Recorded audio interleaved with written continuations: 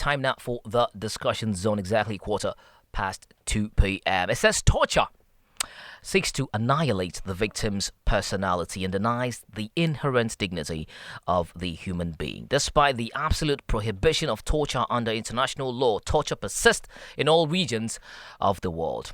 Not good to hear. Now, recovering from torture requires prompt and specialized programs. Now, the work of rehabilitation centers and organizations around the world has demonstrated that victims can make the transition from horror to healing.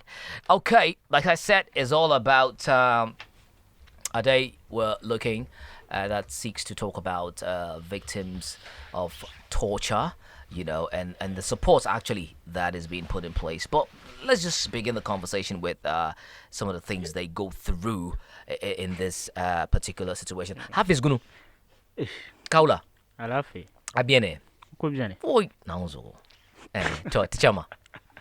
Why are you laughing? Behave yourself. I am appreciating.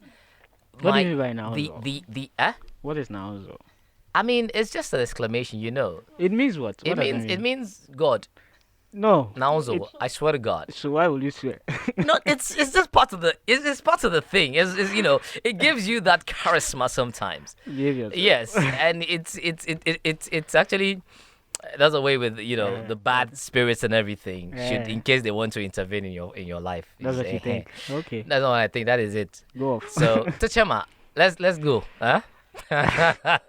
I'm just feeling my dagbon in me. I'm just trying to exhibit it. After how many years? I miss my people. Anyway. I miss my people. Anyway, Hafiz.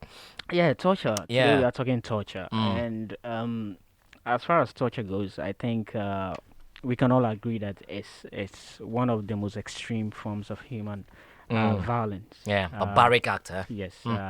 That leaves a lasting damage, not just physically but psychologically as well. Exactly.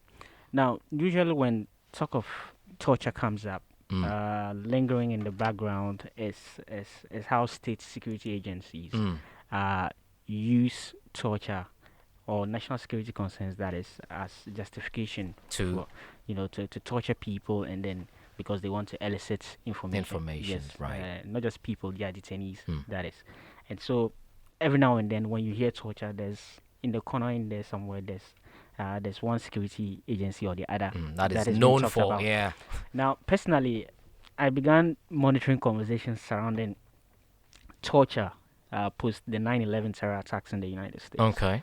Because it became so huge in the U.S. because, the U.S. was badly hit, and they were looking to get back at the perpetrators. So anyone with possible information, exactly, they were scouring across the globe just so they can get information. And so this whole idea of using torture to gather intelligence, you had a section of the United States public justifying it, and so there was this back and forth between the right-wing politicians and the left-wing politicians. Now, in monitoring conversations then, you realize that the right-wing politicians, those are called the realists, were like, look, these guys have hurt us. Let's go out and gather that information. No matter what. Nobody cares if they lose a limb or two. Wow. Who cares about it? Who cares about it? Let's just get it, because at the end of the day, look at the damage they've caused. If we are doing it and we can save ourselves from possible future attacks like this, it's worth a while. It's justified. If we are going to do these things, that's what the right wingers were saying. Now, for the left wingers, those are called the consequentialists. They were like, okay, fine, we've been hurt, but then should posterity look back on this day and how we go about gathering information and doing things, and throwing morality to the dogs, posterity won't be kind to us. It will judge us wrongly. What's the point if we get all this information, doing all these unspeakable things? Then we are not better than they are. They are, right. Okay. What's the point in doing all these things and losing yourself in the process? So they were more worried about the consequence and the bigger picture and how the methods generally. Yes, it will reflect. So it was a back and forth thing. And eventually they were like, okay, fine, let's come to a compromise. And so they came to the use of what they called light torture. Light torture.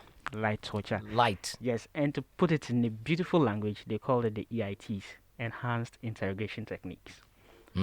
Now, trust me, there's nothing light about it. If you ask me, I think that is even 2.0. Yes, and so under the Bush administration, the CIA across their various black sites across the globe, they used these EITs to get information. Not until in 2009, I think, Obama reversed the whole thing. But under Trump, the whole conversation came up again with the appointment of certain characters into, the CIA. Okay. But largely, it goes to say, the world and how far we've come. Show how far we've come in terms of, saying no to it and saying no to torture, all forms of it. Okay. Yes, because, torture in any form can't be justified. Right. Now, this back and forth is still a thing because, look, some are arguing that, okay, for those that are in favor of the use of torture, especially in security, they're like, okay, they normally go to the ticking time bomb, example they use.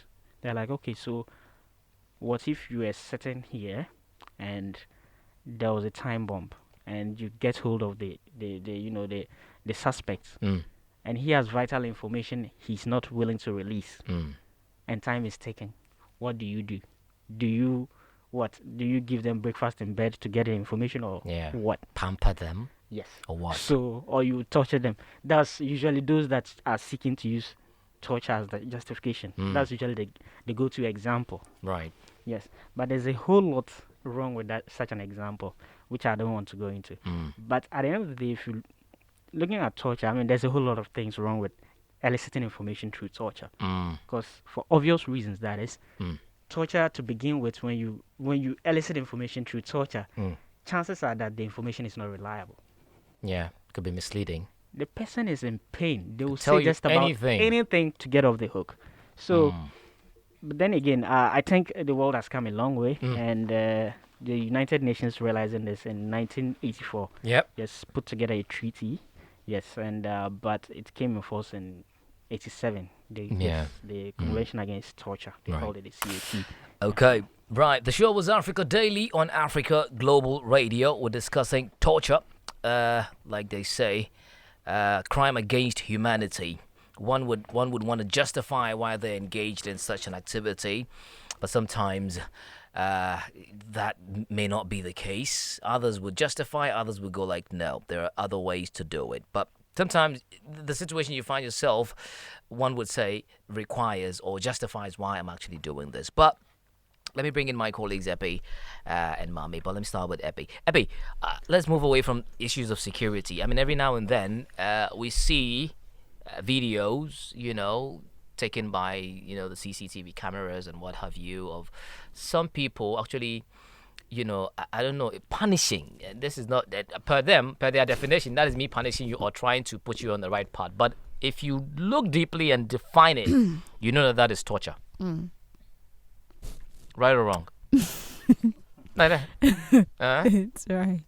Scrutinize the video. No. This has gone beyond. I feel it's not even about scrutinizing the video. Take for example a child. I saw this video on a friend's status, and apparently the boy had stolen, I think was it 20 CDs from organizer. These organizing shops. Do you know what they did to the boy? They had tied him to a metal frame that they had made, and he had this thing that it was connected to electricity. And he was what? And then the boy. He and they have tied the boy to it.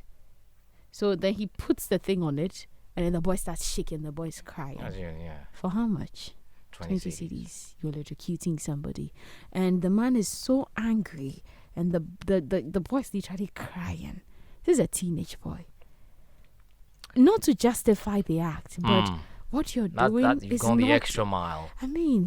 And there are certain parents or certain guardians who tend to actually do cut stuff off. like this. Yeah, they will cut off your finger and go and steal and come and let them find out.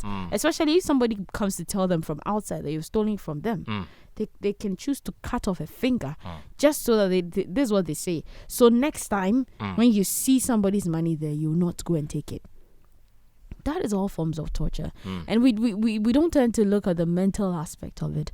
The horrors that tend to remain in the heart and in the minds of the people who undergo torture. Right. Because, I mean, in the family setting, yes, discipline is important, but what do you term as discipline? Exactly. That is something I think we should look at. Because the child they may not steal again, but they wouldn't be because of what you did. But the result of what you have done, you don't know how it's going to affect that person. Now, such a person may grow up and think that, okay, if somebody does something that I think is bad, I have every right to do this to them. And this could lead people to actually take other people's life. Because I stole probably 20 CDs from you, you're electrocuting me. Okay, so if I grow and probably, let's say, I find my wife cheating with somebody, then I have a right to take the life of the person she's cheating with or her own life. Right. We don't see how some of these things we do influences the big crimes and things we have coming up every day. But torture is not good in anywhere. Nobody has the right to determine that, hey, you did this, you did that. So And this is the appropriate. This is the appropriate punishment yes, to give you. You know, it's not. complement your crime. It's not. It's not funny and it's not interesting at all, because mentally these people go through a lot. Yeah. For the survivors of torture, They have a lot to say. they have a lot, and then they have to go through therapy sessions, doing different, just to be able to clear the whole horror and the fear. Yeah. Because it leaves a certain fear upon them, just out of them. Some of them are never able to integrate back into the society normally. It's a big problem. Right. Okay. Thank you, Epi, for the starter. Let me get on to Mami. Hi, Barry. So this is a young girl living in a house, working for this family. Every now and then, you're selling by the road. You have a big store. She comes to buy something at your end, and every now and then, all you identify is either a swelling head or a cut somewhere, or she's limping, and what is wrong with you? And she cannot even say.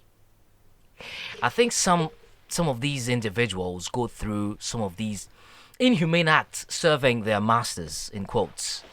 Yeah, I think it happens. I mean, even if we haven't seen it physically, because you're not living in the house with the person, unless you're living in the house, that's when you see it. But if you don't live in the house, you hear sounds. But like I was saying, even if we've not seen it physically, we've seen it in movies. Yeah. And most the of reflection. Most of it what's no, happening. it's movies are reflections of things that happen in real life. Right. So it's like, I'm always going on about we should be our brother's keeper. It's like, this little child comes to buy something from your shop. And every time they come, they're identified. bruised, they're limping, or they have a cut somewhere, or their eyes are puffy and they're red, and you can see they have cried as a result of one thing or the other. Right. The least you can do is to report it. I mean, there's Dovsu. Yep. And there's that other one. I think that's the main one, Dovsu. I think the domestic violence. Yeah, there used to be Shraj. I don't know if Shraj still works. That's the Commission on Human Rights. Yeah. That's the thing. You find someone limping and you're reporting. What are you reporting? That's the thing. I was about to say, probably unless the person has. I don't think you're just going to report. I don't think it's based on. Barry gave a scenario where she comes every time she comes to you, so she's either bruised, there's a cut, or there's something. The question is still valid. What are you reporting? I mean, you're reporting a possible, what do you call it, treatment being inflicted on such a person. Because I feel a tip-off is good in the sense that I mean, I think I'm more is, but they'll tell you that the burden of proof lies on who alleges. So you go and report. What's your proof? And if indeed the victim cannot say anything. So do you really need to see before you act? I feel in this case, even if you tip them off, probably you're not reporting so they come and arrest, but you can let them know that, hey, this is what I've noticed. Exactly. If they can have an investigation set into it, they can do something. No, it shouldn't be always based on proof. Because see, if I'm the one being tortured and I know if I say it when I come home, they might cut off my head. You think if you ask me, I'll tell you. Let me give you an example. Let me give you an example. I watched this documentary of this young girl came in from Paris to, from Paris to one of these states to actually work. She finished university, with the mother. She got this job. Very excited. I think it's a course that has to do with taking care of babies and everything. It's more of like a thing she studied. Went to this other states, lived with this family and everything. They actually tortured this girl till she died. They tortured her till she died. And what happened was that they chopped her into pieces and burnt her at the back of their yard. But so the smoke and how it, burning a human being is something. So the smoke and the smell and everything prompted one of the neighbors to call, the police and everything. And there it is. That's the thing. Sometimes you may get out of it alive. That is if you're lucky. Sometimes you don't get to live. Through that act, you lose your life. So what's the end game here? If you're responsible, if you're that concerned person, I think in some of these parts they tell you mind your business, but trust me, because it could be your relative, it could be your sister living with someone. She may go live with this person, and at the end of the day, it becomes a different story. I mean, we know how security services and blah blah blah try to use force and da da da, but let's come to the grounds. Even in our various homes, the way and manner in which we handle some of these things. Someone picks meat from a bowl, not justified. He plucks an iron and then he uses it on their belly. Just tomorrow again, you not do it. And they lose the money. They misplace the money and hunger strike. I mean, come, exactly. You won't eat. In April 2013, 3 gentlemen in Sudan had their right hands cut off. Because. Why? Because they stole, guess what? Cooking oil. See, isn't that torture? And no, seriously. Cooking oil. It was taken to trial, and it gets interesting. At the trial, they had no defense lawyer. So they couldn't afford it, or the states couldn't provide one for them. They just didn't have one. Wow. Yes. So anyway, these are things that happen, and there's this study done by Amnesty in Africa, and regarding that, I think it was something they considered just Kenyans and Nigerians. And 58% of Kenyans, as against the 50% Nigerians, said they were at risk of torture if they ever found themselves in custody. So and in police custody, and we are talking usually tying people in painful ways, hanging them to a ceiling, sometimes even upside down. Yes, exactly. All kinds of lashing them. things. Confess. In our own backyard, we saw a journalist recently, lament.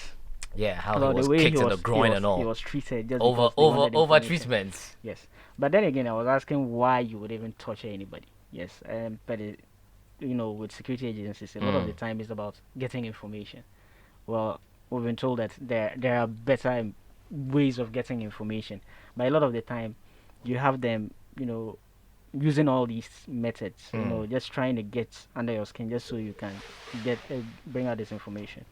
And like I mentioned earlier, I mean, when someone gives information under duress, right, per the international law that we have, it's not admissible as evidence in court. So once that is established, it will be thrown out. So in this regard, yes. So even in building your case, how you get the information is very crucial. I'll give you an example. I think the former Secretary of State, Colin Powell, between 2001 and 2006, yes, he went to the Security Council, and that was when this whole war in Iraq almost started. He was like, he sat at the Security Council and claimed that Saddam Hussein was training Al Qaeda, there was biological weapons, blah blah blah blah blah, and all this he said based on, something that came off the mouth of one Sheikh Al-Libi. Yes, and this was a suspected terrorist that was under investigation, or that was in the custody of Egyptian intelligence service.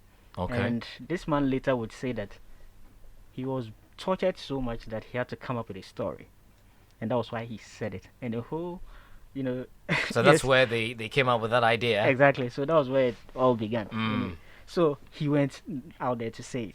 Now, also, if you look at the reasons why torture is not even something that we should entertain, is the fact that it erodes morality. Because what it means is that if it becomes something any state agency decides to do, what it means is that the end justifies the means, so they don't care.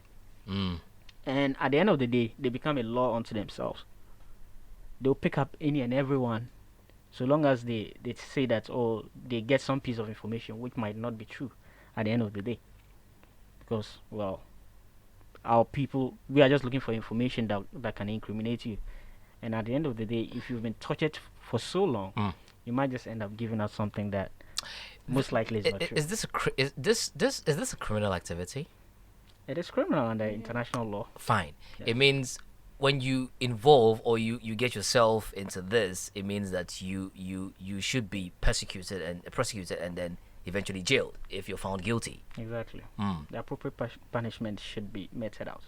Yes. And per the rules, binding security agencies, I mean, you are building a case. You are looking to take the person to court. So by chopping the person's arm off, and for instance, exactly, when it comes to light in courts, I mean, it's not something that you can win again. So even though you are trying to nail the person, there are laid down procedures that you would have to go by. Wow. Okay, well, the show is Africa Daily. We're talking torture, crime against humanity, as they would state on the United Nations website. But let's also look at reforms, on how to get these individuals out from that state, that traumatic, that dark space they find themselves.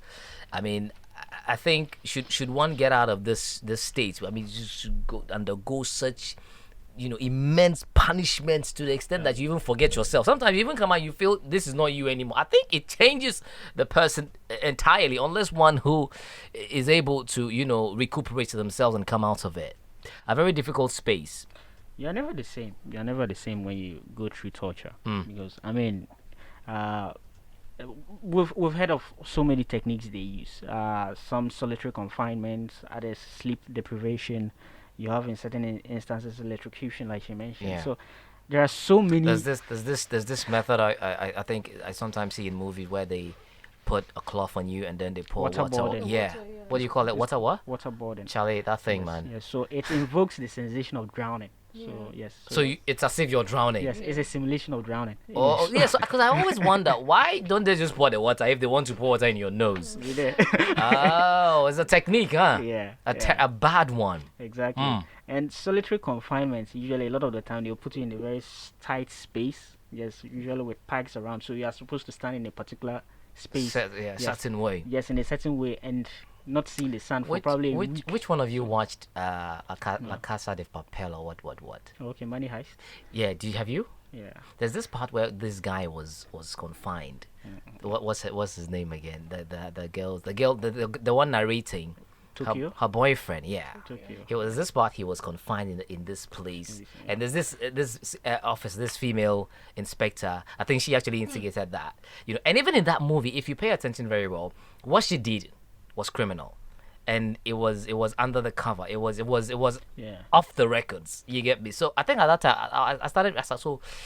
She is a law enforcer of the state, but it means that what she was doing, it was off the record. Yeah. When he came out, the guy wasn't the same anymore. He broke up with the girlfriend, and so I started like, okay, so these are some of the have an adverse effect on you.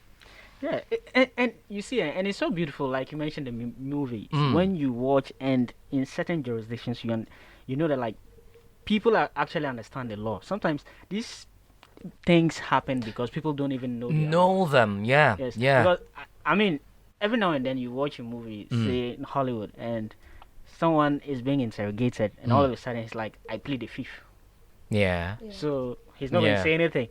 How many people here? What do you say? Yeah. Anyway, and even before arresting someone, you know how they arrest and you have the right to remain silent. Remain silent. You have the right to attorney and blah blah. Yes. Do they say that sometimes? In America, it's known as the Miranda rights. You have to say it. Yes, you have to be Mirandized. So because it's a technicality. If you don't hear it and they take you can actually. Do they? Mommy, have you heard it anywhere? In one of these cases, somebody used it against the police officers. One of these cases, somebody used it recently. So it's known as the Miranda rights. So do we say it around? Do we say it around? Like, have you heard it anywhere? In Ghana? Yeah. In Ghana, yeah. I want to believe there is. Yeah, you have the right to remain silent. It's not known as Miranda, yeah. But I think the genesis of that in the United States came from a person that was arrested known as Ernesto Miranda. So, right. So these are little things that goes a long way to help in fighting these illegal torturous activities that we have. Yeah. Because domestically, we